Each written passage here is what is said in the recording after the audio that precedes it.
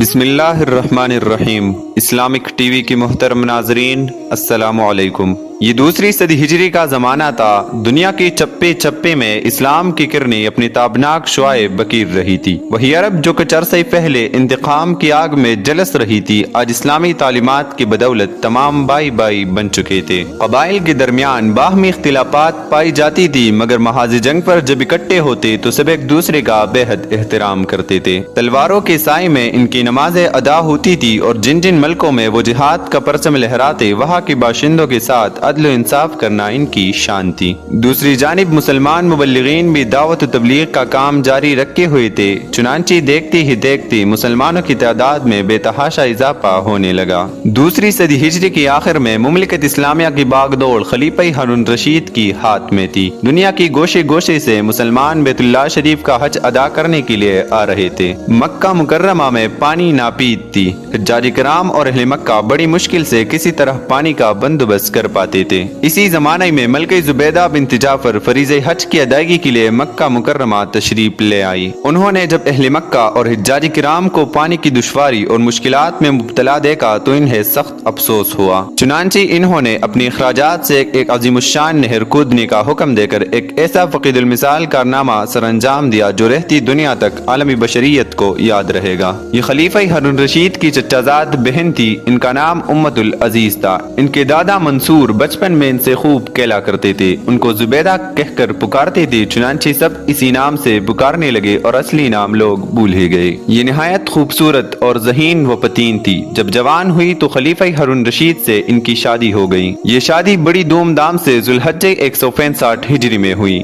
ہارون رشید نے اس شادی کی خوشی میں ملک بھر سے عوام و خواص کو دعوت پر بلایا اور مدعوین کے درمیان اس قدر زیادہ مال تقسیم کیا جس کی مثال تاریخ اسلام میں مفقود ہے۔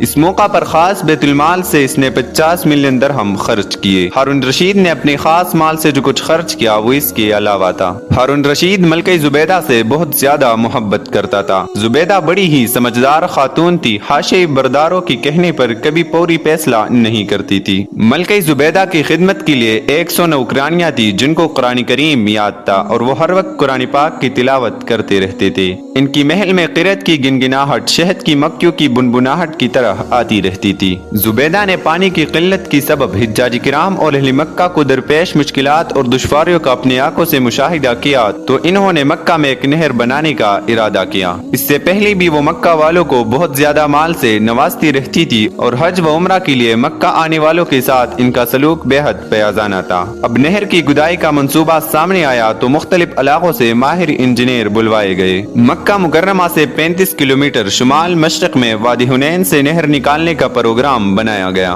یہ مقام عرفات سے 12 کلومیٹر جنوب مشرق میں واقع تھا۔ علاوہ ازیں مینا کی جنوب میں صحرا کے مقام پر ایک تالاب زبیدہ کے نام سے تھا جس میں بارش کا پانی جمع کیا جاتا تھا۔ اس سے 7 کاریزوں کے ذریعے پانی نہر میں لے جایا گیا، پھر وہاں سے ایک چھوٹی نہر مکہ مکرمہ کی طرف اور ایک عرفات میں مسجد نمرہ تک لے جائی گئی۔ اس عظیم منصوبے پر 17 لاکھ دینار خرچ ہوئے۔ ملکہ زبیدہ نے انتہائی شوق اور جذبہ اخلاص کے تحت نہر کی کھدائی کرائی تھی۔ وہ حجاج کرام اور اہل مکہ کو پانی کی دشواریوں سے نجات دلانا چاہتی تھی، اور یہ کام صرف اللہ تعالیٰ کی خوشنودی کے لیے انہوں نے کیا۔ اس کا اندازہ اس بات سے لگائی جا سکتی ہے کہ جب نہر زبیدہ کی منصوبہ بندی شروع ہوئی تو اس منصوبہ کا منتظم انجینئر آیا اور کہنے لگا، آپ نے جس منصوبے کا حکم دیا ہے اس کے لیے خاصی اخراجات درکار ہے، کیونکہ اس کی تکمیل کے لیے بڑے بڑے پہاڑوں کو کاٹنا پڑے گا، چٹانوں کو توڑنا پڑے گا، نشیب و فراز کی مشکلات سے نمٹنا پڑے گا، سینکڑوں مزدوروں کو دن رات محنت کرنی پڑے گی،